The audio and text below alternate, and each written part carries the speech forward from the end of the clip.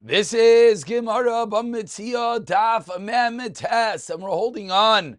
Memtes Amid Aleph. We are 2 lines from the wide lines as we went into Amid Aleph in the previous year, and we're up to Rav Kahana. A story today that will quickly bring us back to yesterday's discussion. And once again, we are trying to get the shiurim up this week a little bit early in anticipation of Pesach next week. The first days of Yontif has already been sponsored to share. If anyone wants any of the last days, please reach out. And we're holding on. Rav Kahana Yovle Zuzi Akisna. Rav Kahana gave Zuzi Akisna for linens. Now, what does it mean he gave money? This is the continuation that we're discussing, a down payment of sorts. He didn't actually pay for the item, but rather he gave the first payment. L'saif, at the end of the day, yakir kisna. At the end of the day, the price of kisna, of flax, of linen, rose. Asli kamei de Rav. So they came in front of Rav, Amar Lei, and Rav says, V'mai dinakit dinakista zuzi havlahu. Says Rav that V'mai dinakita zuzi, the flax for which you have taken money, havlu, you have to give to them. Ve'edach dvarim ninu, meaning you gave a down payment. So the way that Rav is clearly viewing that down payment is that you acquired a portion of the flax. So says Rav, that portion you have to give them. Ve'edach, and the remaining part of the flax that you're trying to buy, dvarim ninu, is mere words. It was a verbal commitment. Udvarim ein bahem isha mechusrei emana. And words are not lacking in trustworthiness, literally. De'etmar, in the second one line, dvarim, with regard to words, we have a machlokes as to the status of backing out of a verbal commitment. Rav Amar ein bahem isha mechusrei emana, Emana, for the word of Emuna, faithfulness, of trustworthiness. Rav Yochanan Amar, Yesh Mahem Misha Mechusrei Emana. And this is really the debate that we're now going to dive into. The machlokes Rav and Rav Yochanan is backing out of a verbal commitment a problem. Rav Yochanan says yes, and Rav says no. Meisvei asks Rav Yehuda, Omer, Maltam Eloimer. What do we learn from the pasuk? Hin Sadek, a correct hin. But as a hin and not a smaller measurement that's included in the measurement of a ephah, which is mentioned earlier in the pasuk.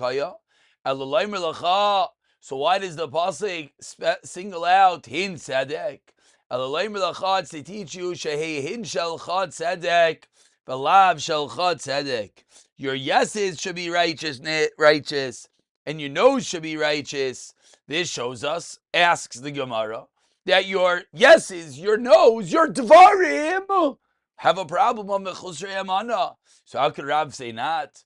Amar Abaye, says Abayahu, with that Gemara, with that Braisa, hin shel chad tzedek, v'lav shel chad tzedek, what that's referring to is li'yadaber echad bepev, echad belev.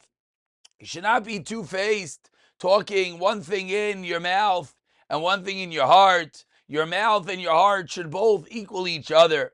But says Abaye, defending the opinion of Rav, from here we do not see that backing out of one's word is necessarily a problem. Meisvei, and the Gemara continues with another kashan Rav.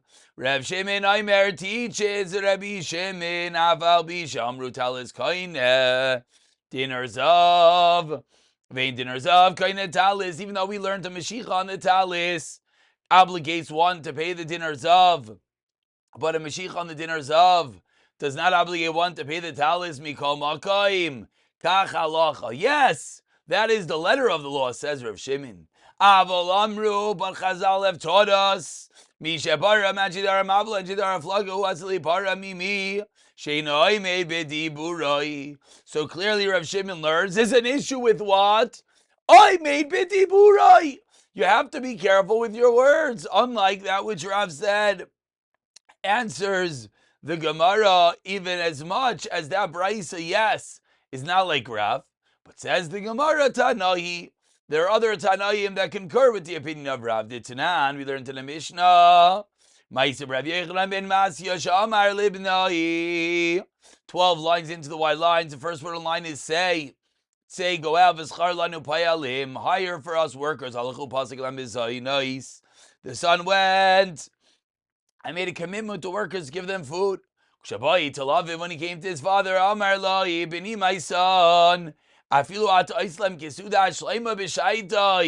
Even if you would have given, even if you're going to now give them a tremendous meal, you will never satisfy your obligation with them.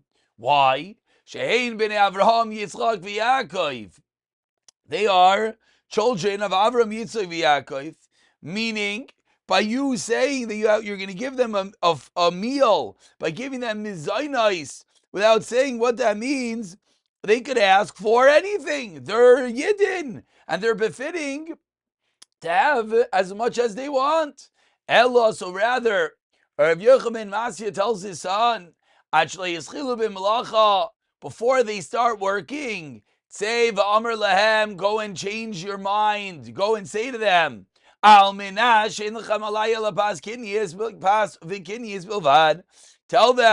that the only thing you're going to give them is bread and some lentils, some bran. So now from here proves the Gemara, if you were to hold like Rav Shimon just proved to us in the Braisa, if you were to hold like Rav Yochanan holds, that Dvarim have mechosrei amana, how would he be able to tell them going back out? From the fact that Rav Yochanan ben Metziah allowed his son to back out is a clear indicator, says the Gemara, that Devarim are not a problem in backing out with. So this is the other Tana, which concurs with Rav.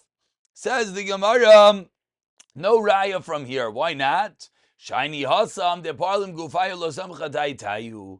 The reason is because over there, even the workers were not Saimich Das. They did not really believe the child. Why?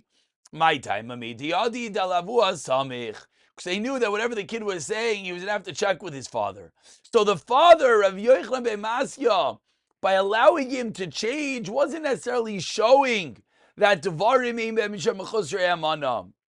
But rather, the workers never were Goymer Das because they knew he would have to check with the father. So the father just said, so change it before anything goes into effect. Ask the Gemara, so why did Rav Yochanan ben Metziah tell the child, quickly tell them before they start working? Even if they started working, it should be the same din. Says the Gemara, no. Because once they start working, it's chilu b'melacha v'adei samchei adaitei. Why? Meimar amru, because they would tell themselves, Meimar amru kamei da'avu v'nichalei. He must have told his father, and he agreed. So, we do not have, as of yet, a second Tana that proves our point. Why? Because, says the Gemara, Rav Yochanan ben Metziah does not necessarily argue, because it could be just because of the children. So, we have a machlekes Rav and Rav Yochanan, whether Dvarim Yesh Misham B'Chosrei Emana or Ein Misham B'Chosrei Emana. We have a raya to Rav Yochanan. Now, says the Gemara, on this sheet of Rav Yochanan, which we indeed proved from Rav Shimon, but asked the Gemara, wait, does Rav Yochanan himself even know this? Someone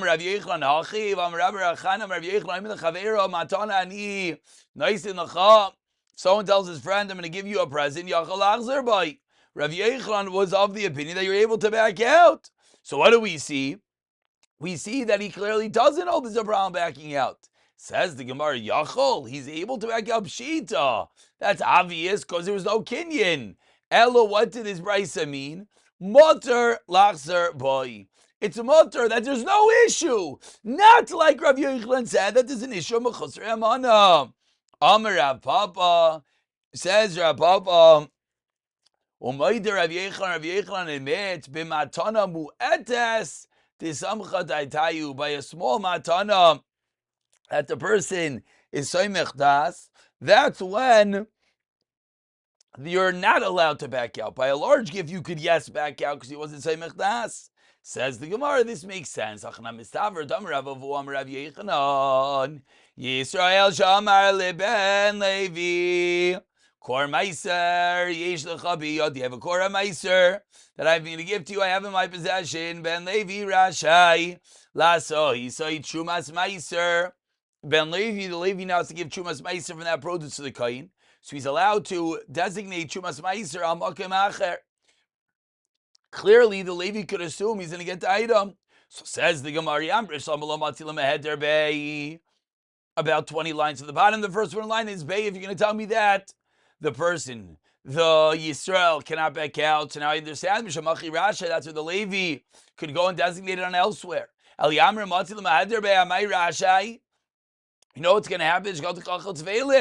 Because maybe he's going to back out. So from here we see that the chilik, like Rav Papa said, between a matana meruba and a matana mu'etes is correct. The Rav Yochanan only allows one to back out of matana mu'etes, that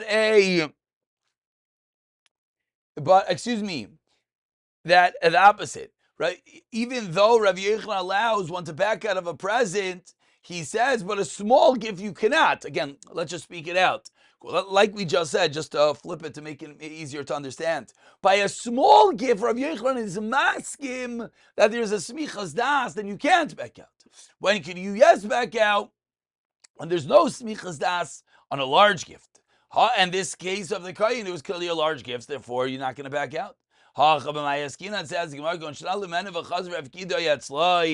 case over here is that the Levi took the meiser from the Yisrael and then gave it back to him as a pikad, and therefore there's no raya at all. Because that's the reason why he knows he's going to get it, because he already made the kinyan, and it's only a pikadain in the hands of the Yisrael.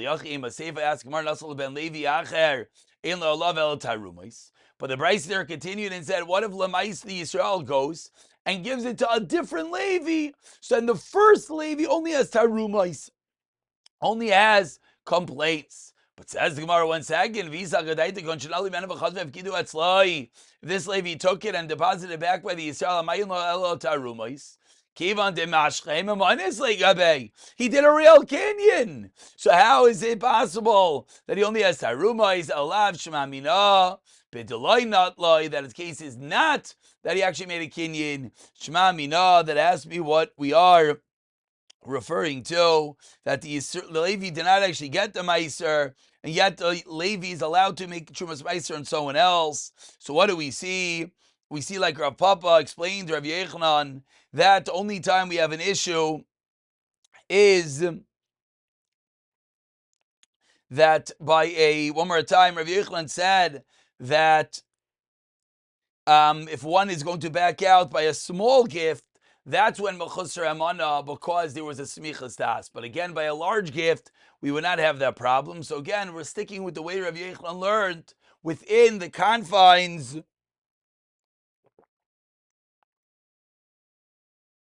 of the pshat of Rav Papa that was machalik between a matana meruba and a matana mu'atas. Continues the Gemara, about 12 lines on the bottom. The first one line is minei. How gaver de avzuzia shumshimi. There was someone that gave money for shumshimi, for sesame. L'soif yakar shumshimi, the price went up. Hadri bay. So the seller backed out. Vamrule, and he said, leslan shumshimi. Seller says, we don't have any sesame. Shkol zuzach, take back your cash. So lo shakol zuzah, he didn't take back his money. Igniv, and then the money was stolen. So we have a very unique case. He paid for an item. The seller then wants to back out, and the buyer doesn't pick up his cash, and then the cash is lost. So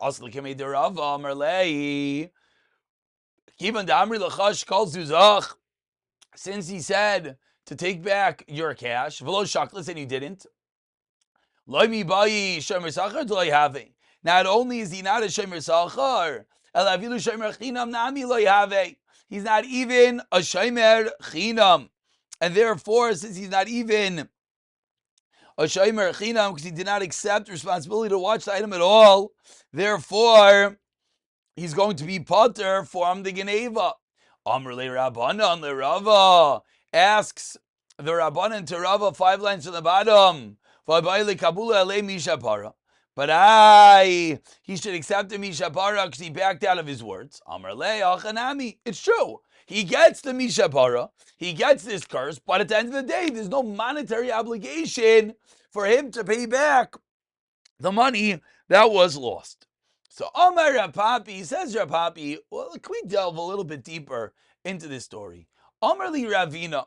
Ravina told Lididi Amar li that to me, Lidi Amar li Ahume Rabbanan, Rav Tvos Shemei, and Rav Tvos was his name, V'amri lei, and some say it wasn't Rav Tvos, but Rav Ushmo Bar Zucha Shemei, that even if you give him all the treasures of the world, you would not change his word. That with me there was this story. It was Friday, getting closer to Shabbos, on the last line. No, and I was sitting at home, and a guy came, the Kaya Baba, and came to the door. Amar Li, do you have sesame to sell? So we're getting that there were a lot more details to this story. Amrulay, and he said, guess what? I do not have anything to sell you. It's getting close to Shabbos. He's trying to get ready for Shabbos, and he's busy standing at the door trying to handle a sesame seal deal. And he said, no, Amrulay loy. Amar li lavi anach zuzi pikadon gabach. So you know what he said? Take this money as a pikadon. Dachashchali. Why? Because the mice is getting dark and it's about to be Shabbos. Amrulay, I said to him, ha beise kamach. The house is in front of you. Osvina bebeise. So what happened is he put the money in the house and then Vignavu was stolen. Anytime someone says basic hamach, you can do as you please. He did not accept upon himself any level of shmira.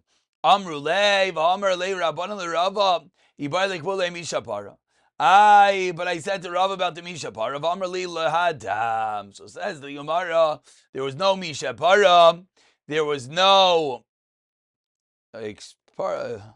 I apologize. I just realized I was blocking Rashi the whole first half this year. Apologies. Says the Gemara again, there was no Mishapara. The story was not as we originally anticipated, but rather there's a different din entirely that we learn from the story, that any time someone says, call, someone says, yeah, you can put the money in my house. With that statement, he's not accepting upon himself anything at all. Continue the 2 dots, 10 lines down, Memtasim Ebeis. Rabbi Shimon Aimer, quoting the end of the Mishnah, Kol Shekesef Yadai, Yadai Al Yaina. Whoever has the cash has the upper hand. Tanya, we learned in a brisa explaining what exactly is this din of Reb Shimon. Amar Reb Shimon, Emasai B'zan Shekesef HaPeiros, Biyad HaMoicher. When do we say that the seller can back out? When the fruit and the cash are in the hands of the moicher. The seller has the cash and the buyer has the produce. Because he has money in his possession. Says Gemara, what do you mean?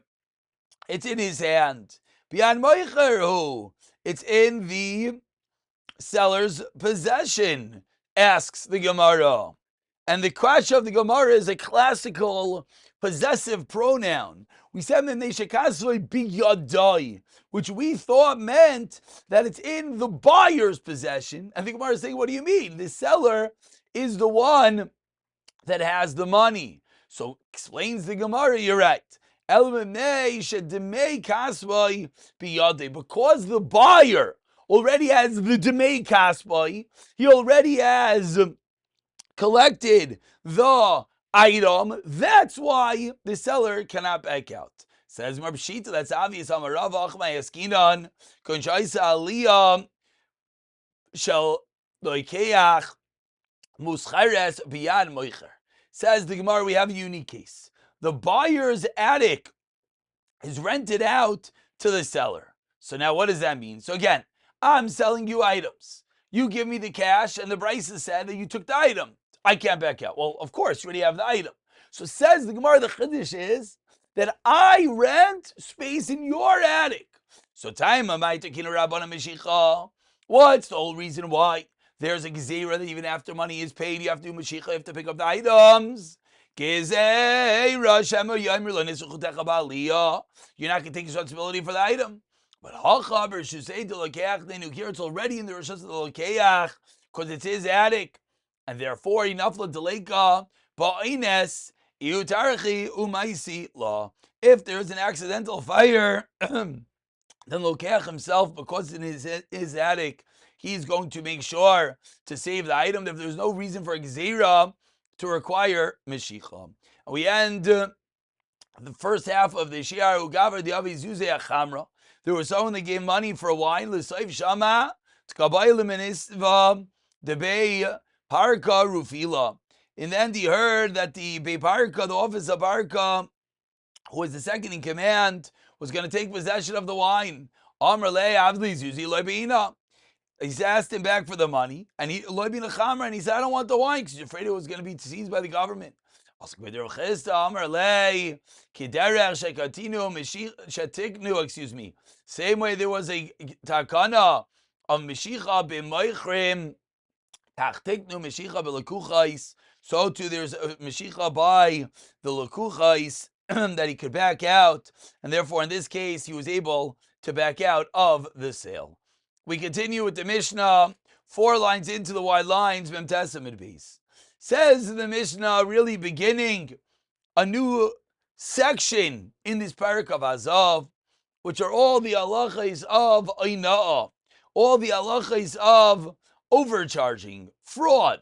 Says the Mishnah, Aina'ah arba kasef me'esrim. Aina'ah is 4 out of 20. V'arba kasef l'sela. When a kesef is a selah, shtos lemekach, which if you do the math, it's a 6 of the sale. And so that's really the klal, that 1/6, if you overcharge, if one gets ripped off by a 6, and we'll see in reality it goes both ways, both by the moicher and the lekeach, then that is called ainah. Ad mosai mutar lahachzir. Until when can he, the one who got frauded, the one that got messed up, can he back out? Ad kadesh yira latagar, the amount of time that it takes him to show the item to a merchant, meaning I buy a watch from you, you sell it to me for $1,000. The watch is really only worth $500. You clearly charge more than a 6th of the item. So I want to back out. How long do I have? I come back to you 5 years later? Says Mishnah, no. The amount of time for me to take the item, to show it to a relative of mine, to show it to a merchant, to get advice whether it indeed was a bad sale, that's how long I can back out. Rav Tarfin Belud, Rav Tarfin taught in Lud, Ha'ina, Shmaina Kesef, Me'asrim V'arba Kesef. 8 out of 24, let's tell us, Shlish Lemekach, a third. The Sabchai Tagre Lud. The Tagre Lud were very happy. Because why? Because they could charge a lot more. But he said the whole day they come back out. Let us stick with Rav Tarfin. Excuse me. Leave Rav Tarfin. We'll stick with the Chachamim. Meaning, even though they're able to charge more, but he gave longer for the buyer to back out. He said, according to the Tanakama, you just have the amount of time to show it to a tiger or a relative, which clearly is less than Kol Hayoim. And therefore, the merchants were no longer happy. Begins the Gemara, Itmar Machlekes Rav and Shmuel. Itmar Rav Amar teaches Rav, Shtos Mekach Shaninu, a 6th of the sale. Shmuel Amar, Shtos Ma'is Shaninu, a 6th of the cash. So the Gemara is going to explain exactly what's going on over here. Shaninu. Shavei Shita Bechamsha. If something's worth 6 zuz, it's sold for 5 zuz, which means that the buyer paid less than the requisite amount. Shavi Shita B'Shiva, or something was worth 6 and he paid 7, meaning the buyer got messed over. In those cases, kuli amaloi pligi de basar mekach hazlinan. We go after the item that was purchased. V'ayna have. And in both these cases, there's ayna as it's more than a 6. Ki pligi shavi chamisha b'shita. Something is worth 5 is sold for a 6. V'shavi shiva b'shita. We're selling 7 is sold for a 6. So what's the machlokes? L'shmuel damar ba'asar ma'is azlinan. Shmuel says we go after the money paid. Aidi v'aidi ayna ave. In both these cases, there's ayna. L'rav damar, and from the contrast, we'll understand what this machlokes is. According to Rav, that says the 4th line into the Gemara, basar mekach azlinan, that we go after the mekach, that we go after the item, shavi chamisha b'shita, if the item's worth 5 and it's sold by 6, then bitzel mekach. Why? Because then it's more than a 6. But shavi shiva b'shita, if something is worth 7 and it's sold for 6, then mechila have. Then according to Rav, it's going to come out that there is a mechila because it's less than the requisite 6. When do we say that? So, excuse me. So that's how the Gemara explained the machlekes Rav and Shmuel. Now the Gemara adds on that Shmuel is only going to hold. He says you go basa in the ma'is. It's only going to be if it's both sides. It's a 6. Then it's going to be ayna, but there will not be mechila ubitel mekach. So that's really the machlekes Rav and Shmuel. We're going to stop over here. As you'll look at Daf Nun, it's a little bit shorter. We'll pick it up from here as we go deeper into this machlekes Rav and Shmuel. When the sale is null, when there is a forgiveness, based on at what point there is a no overcharging of the requisite 6.